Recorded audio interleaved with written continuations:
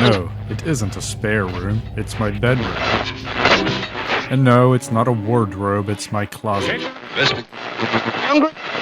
But I never know what I'm going to find when I open the door.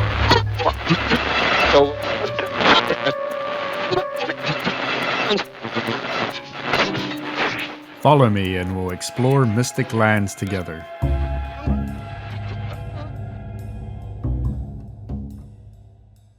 This massive, now abandoned complex was once home to the largest printing trade union in the world, boasting over 125,000 members. The International Printing Pressman and Assistants Union of North America. Formed in 1889, its roles came from the International Typographic Union, whose displeased members were looking to establish better representation in their craft. George L. Berry becomes president of the IPPAU in 1907, then based in Cincinnati, and proceeds to convince union leaders to approve plans for establishing an industry members campus unlike the country has ever seen, even until now. The property then known as Hale Springs Resort was chosen. 20 minutes from the closest town, yet still quite remote, it was a retreat nearby mineral springs believed to have offered health benefits. Purchased in 1911, the resort had a handful of existing structures, but Berry had great ambitions for a 2,700-acre community. The complex would come to include a Pressman's trade school, a chapel, post office, retirement home, tuberculosis sanatorium, a hotel, farms, telephone equipment, even a hydroelectric plant. Pressman's home not only became completely self-sufficient, but provided power and basic needs to nearby communities. Over the years, labor battles became more political than practical, so union priorities shifted. Pressman's home lost its only benefactor when Berry passed in 1948, and new union leadership was little impressed to maintain the operationally expensive, obsolete facility. Political influence became more important than member training, and the tuberculosis sanatorium, added to care for union members, had been a financial drain, only frustrated by evidence in medical advancements showing little correlation between tuberculosis and printing ink. The union shifted from supporting its members to becoming a political action committee. Thus, in 1966, its board of directors announced it was moving to Washington, D.C. The following year, the headquarters did move, and the rapid decline of Pressman's home began. The retirement home was one of the last buildings to close in 1969, and after 65 years of providing training, healthcare, and leisure services to union members and their families, the Pressman's home demise was complete. This building was originally the trade school when completed in 1912, and was reportedly a state-of-the-art facility. It housed both letterpress and offset press technique training, as well as pre-press and bindery. The school was attended by tradesmen from all over North America, eventually becoming the largest of its kind in the world. One of Berry's final contributions before his death in 1948 was the construction of a new trade school building in 1947. This new trade school would become the iconic building of Pressman's home, and relegated the original trade school to serve as the administration building. While it served as the administration building, it housed the officers of union executives. The building also hosted the accounting department, the service bureau, membership records, and editorial offices. When the union left, the administration building was abandoned. This monolith ultimately became the iconic structure of Pressman's home. The trade school building was finished in 1948 and housed over $500,000, around $7 million in today's dollars, in printing presses and other equipment. It was here printing tradesmen received training on binding operations, color separation, gravure application, ink mixing, letterpress, plate making, offset printing, and stripping operations. It was abandoned after the union left the area in 1969. Today it stands vacant, its windows smashed by vandals. This home building was already under construction when the union purchased Hale Springs and was completed in 1911. Initially, this structure was lodging for visitors, visiting dignitaries, and international officers of the Union, but it earned its name later in 1926 after a new hotel was completed.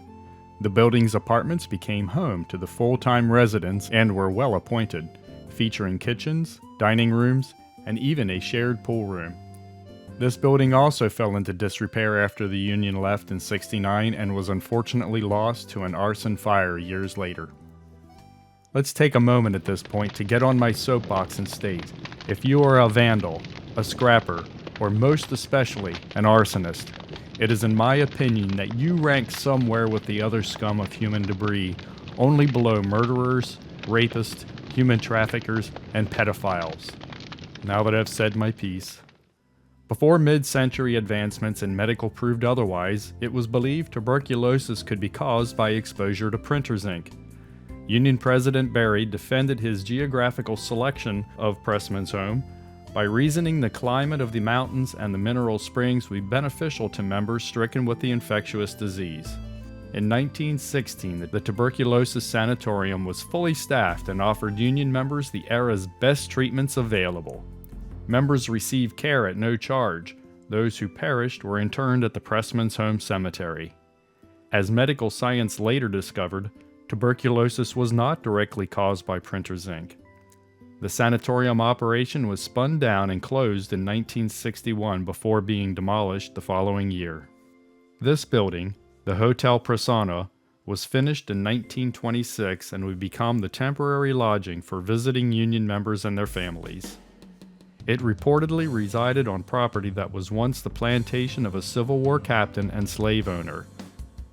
The plantation was known as Hell's Springs. An on-site quarry provided the sandstone which was used to create the building's facade. Nightly home-cooked meals were provided to guests using dairy and meat from Pressman's farms.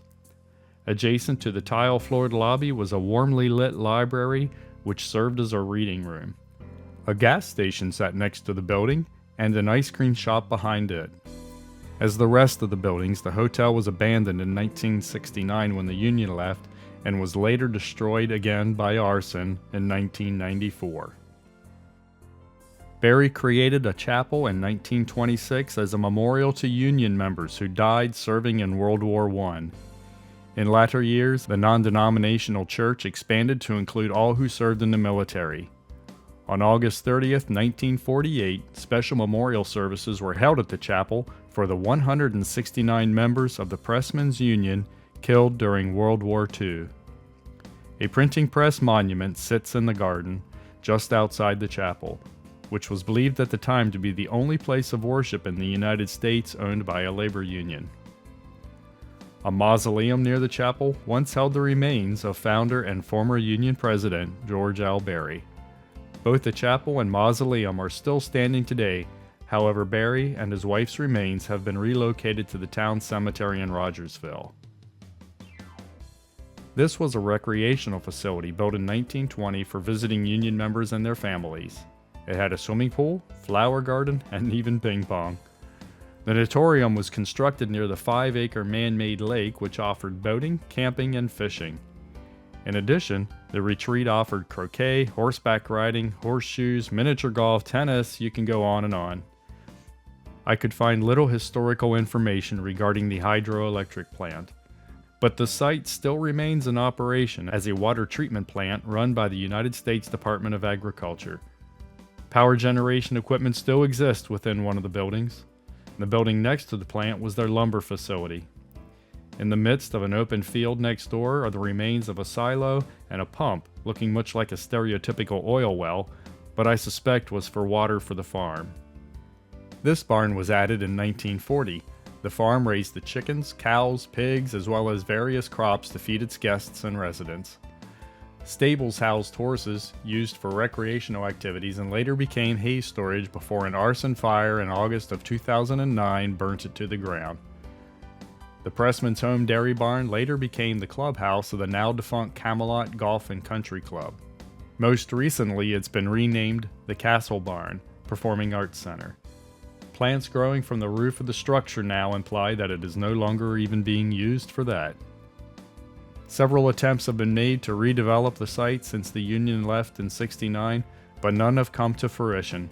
Over the years, proposals for a tourist resort, a retirement community, and a state penitentiary even have either failed to gain traction or secure financing.